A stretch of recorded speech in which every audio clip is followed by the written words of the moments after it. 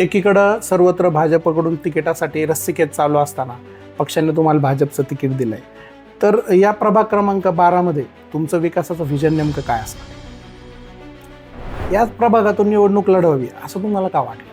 तसं पाहायला गेलं तर सातत्याने आमच्या प्रभागात तेच सातत्याने नगरसेवक निवडून येत आहे. तरुणांसाठी कोणतं काम तुम्हाला भविष्यात करायचं आहे? तुम्ही जरी भाजपकडून निवडणूक लढवत आहात, पण तुमचा लुक बऱ्यापैकी जे आता आपल्या महाराष्ट्राचे उपमुख्यमंत्री एकनाथ शिंदे साहेब आहेत त्यांच्याशी साधर्म्य साधणार आहे, तर त्यांचा तुमच्यावरती कितपत प्रभाव आहे? प्रेक्षक नमस्कार. सध्या अहिल्यानगर महानगरपालिकेची रणधुमाळी सगळीकडे चालू आहे आणि सर्वत्र प्रचाराच्या तोफा धडाडताना आपल्याला अहिल्यानगर शहरामध्ये दिसत आहेत. अशातच भाजपचे प्रभाग क्रमांक 12 मधील उमेदवार अमोल निस्ताने हे आपल्या अहिल्यानगरच्या स्टुडिओमध्ये आलेले आहेत. सर नमस्कार. तुमचं अहिल्यानगरमध्ये खूप खूप स्वागत. जय श्रीराम तुम्हाला. खरं तर सर्वप्रथम माझा हाच प्रश्न असेल की एकीकडं सर्वत्र भाजपकडून तिकिटासाठी रस्सीखेच चालू असताना पक्षाने तुम्हाला भाजपचं तिकीट दिलंय, तर या प्रभाग क्रमांक 12 मध्ये तुमचं विकासाचं व्हिजन नेमकं काय असणार आहे? तसं पाहायला गेलं तर मी प्रभाग क्रमांक 12 मध्ये गेली अनेक वर्ष झाले भारतीय जनता पार्टीचं काम प्रामाणिकपणे करत असून, आणि मी या सध्या नगरसेवक नसताना देखील प्रभाग क्रमांक 12 मध्ये माननीय नामदार राधाकृष्ण विखे पाटील साहेब असतील, तसेच माननीय खासदार सुजयदादा विखे पाटील साहेब असतील, तसेच कार्यसम्राट संग्राम भाया जगताप असतील, यांच्या मार्फत 1.5 ते 2 कोटीची कामं केली आहेत. तसेच येणाऱ्या काळात मी प्रभागामध्ये विशाल गणपती मंदिर आहे आपल्या ग्रामदैवत अहिल्यानगर शहराचं, तिथे देखील मी पिण्याची पाण्याची व्यवस्था करण्याचा माझा मानस आहे. तसेच अप्सरा टॉकीज आहे, अप्सरा टॉकीजचा परिसर अतिशय खराब आहे, तिथे वास येत असतो नेहमी, तो देखील सुधारण्याचा मी प्रयत्न करेन. महिलांसाठी शौचालयाची व्यवस्था असेल ते देखील मी करण्याचा प्रयत्न करेल. तसेच प्रभागात अनेक असे प्रश्न आहे जे सातत्याने माझ्या डोळ्यासमोर मला दिसतात आणि मला ह्या गोष्टी आपण केल्या पाहिजे.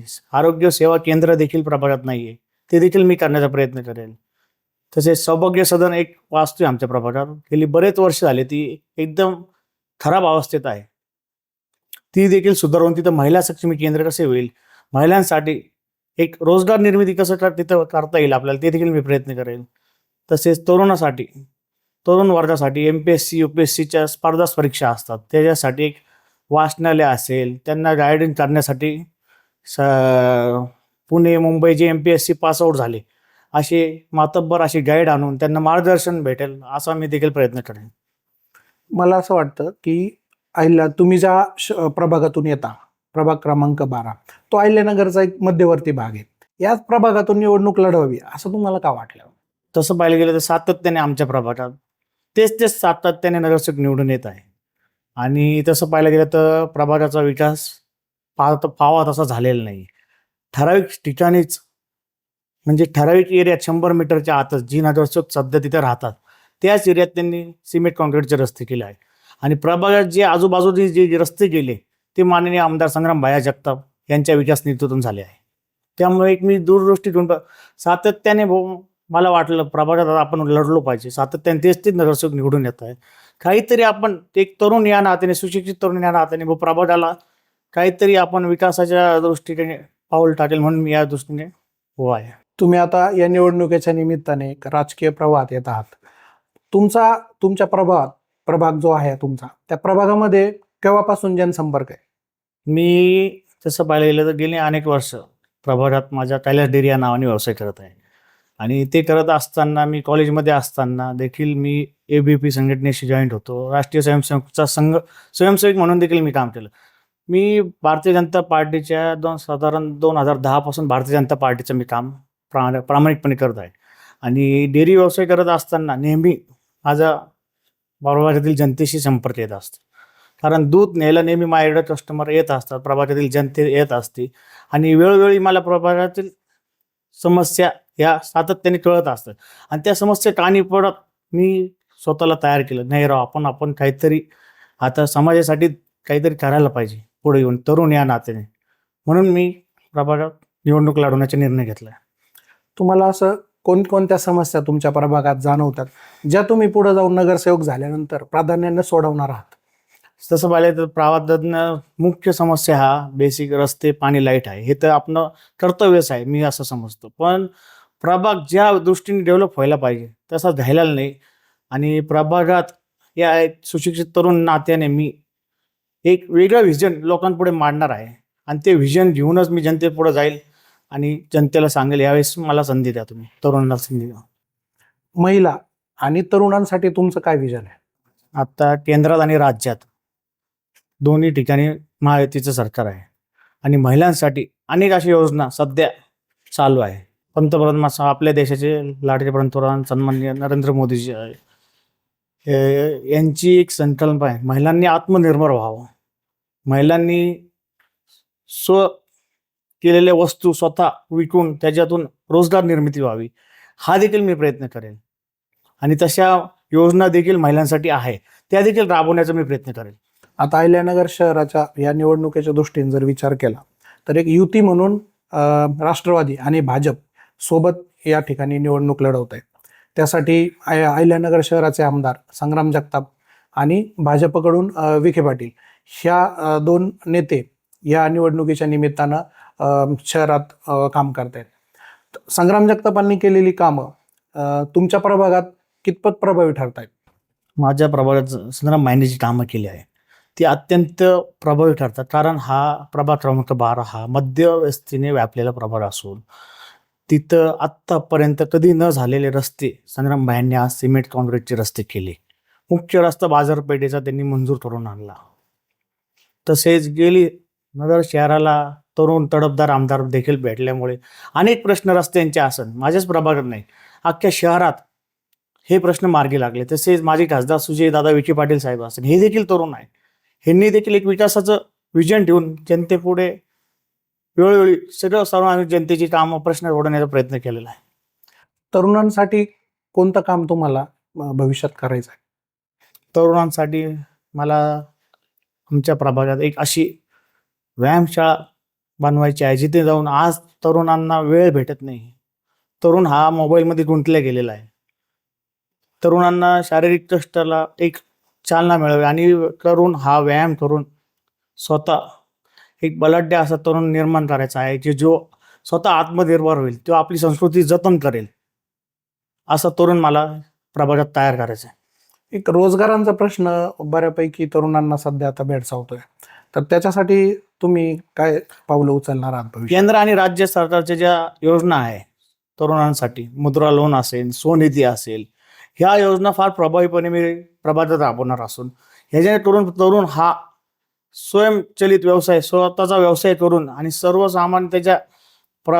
सर्वसामान्य जनतेतील काही गोरगरीब मुले असतील, त्या रोजगारातून त्यांना कामाला ठेवून त्यांना देखील 2 पैसे मिळेल, या हेतूने मी काम करेन. आता तुम्ही सांगितलं की तुम्ही बऱ्याच दिवसांपासून तुमच्या प्रभागातल्या मतदारांशी बऱ्यापैकी संपर्क ठेवून आहात, तर तुम्ही आजपर्यंत कोणकोणती कामं तुमच्या प्रभागात मतदारांसाठी केलेली आहेत? मी साधारणतः बरेचसे कामं केले आहे. संगम चौक ते माणिक चौक रस्ता असेल, बॉम्बे बेकरी ते चांसुलतान हायस्कूल रस्ता असेल, तसंच सोलरवरील हायमॅक्स असतील, ते देखील बसवले. आत्ता सध्या नव्याने चांसुलतान चर्च परिसरात मी पेविंग ब्लॉक देखील केलेले आहे. आणि येणाऱ्या काळात देखील अनेक कामे माझी मंजूर आहे. ख्रिस्त गल्लीचा रस्ता असेल सिमेंट कॉन्क्रीट करण्याचा, महाराणी गल्ली असेल, अशा अनेक छोट्या छोट्या गल्ल्या आहे ज्याच्यावर मी भर दिला. त्यांनी नुसते सिमेंट कॉन्क्रीटचे रस्ते केले नाही. तसंच मी आपले जुनं अनबोली हॉस्पिटलच्या शेजारचा रस्ता असेल, तो नुसता सिमेंट कॉन्क्रीटचा केला नसून तिथे मी ड्रेनेजची समस्या पहिले सॉल्व्ह केली, नंतर नळ कनेक्शन सर्वांना व्यवस्थितरित्या केले आणि नंतर सिमेंटचे रस्ते केले. आता आपण या मुलाखतीच्या शेवटाकडे येतोय.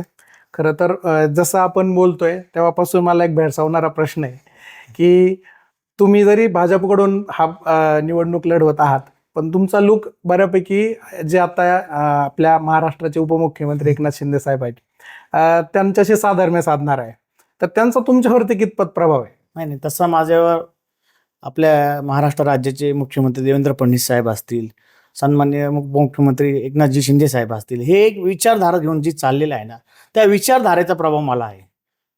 ते एक हिंदुत्वाची जी विचारधारा आहे ती मी स्वीकारलो आणि त्यामुळे मला हा लोक मला आवडतो शिंदे साहेबांचा. चालेल, एक शेवटचा प्रश्न घेतो की आता तुम्ही प्रभाग क्रमांक 12 मधून ही निवडणूक लढवत आहे. तुम्हाला भविष्यात प्रतिनिधित्व करण्याची इच्छा आहे त्या प्रभागाचा अहिल्यानगर महापालिकेत. तर तुम्ही मतदारांना काय आवाहन कराल? मी मतदारांना एवढंच सांगेल, मी एक तरुण सुशिक्षित उमेदवार असून मी जे व्हिजन मांडलं आहे ते मी पूर्ण करण्याचा प्रयत्न करेन. आणि समजा ते मी पूर्ण करण्यात असमर्थ ठरलो तर येणाऱ्या पुढच्या निवडणूक मी उभा देखील राहणार नाही. पण एक संधी तुम्ही तरुणांना नक्की द्यावी, एवढेच मी सांगेल. तुम्ही आता सांगितलं बोलताना की तुम्ही भाजप किंवा भाजपशी निगडीत ज्याच्या काही मातृसंस्था आहेत त्या निगडीत संस्थांमधून काम करत पुढे आलेला एक चेहरा आहात. तर ती विचारधारा पुढे घेऊन जाण्यासाठी तुम्ही प्रभागात काय काम करणार आहे? ती विचार जोपासण्यासाठी मी प्रभागात प्रामुख्याने जी मुख्य समस्या आहे, दिवसा ढवळ्या महिलांची छेड काढली जाते. काही एरिया असेच आहे तिथं महिला जाऊ शकत नाही दिवसा ढवळ्या. त्या महिला कोणत्याही समाजाची असताना आम्हाला छत्रपती शिवाजी महाराजांची शिकवण आहे की महिला सुरक्षित राहिली पाहिजे आणि दिवसा ढवळ्या काही रात्री देखील महिला सक्षमपणे त्या एरियातून गेली पाहिजे. त्यासाठी मी काम करणार आहे. मागील जी लोकसभा निवडणूक झाली, विधानसभा निवडणूक झाली, आत्ता सध्या जे नगरसेवक आहे त्यांनी विचारधारेच्या विरुद्ध काम करणाऱ्या पक्षाला साथ दिली. आणि सध्या जे आत्ता ज्या पक्षात आहे ती विचारधारा खरंच त्यांना मान्य आहे का? ती पुढं घेऊन जाणार आहे का ते? हा देखील मोठा प्रश्न आहे. मला नाही वाटत ते त्या विचारधारेशी एक निष्ठ राहू शकतात. अहिल्यानगर शहरात महानगरपालिकेच्या रणधुमाळीची सध्या धामधूम चालू आहे आणि अशातच आपण प्रभाग क्रमांक 12 क इथून भाजपची उमेदवारी करणारे अमोल निस्ताने, त्यांचं या प्रभागातील असणारं व्हिजन, त्यांची ब्लूप्रिंट त्यांनी अतिशय मुद्दे प्रखर्षाने आणि धडाडीने तळतळीने मांडले. खरं तर सर, तुम्हाला या निवडणुकीच्या निमित्तानं खूप खूप शुभेच्छा. धन्यवाद.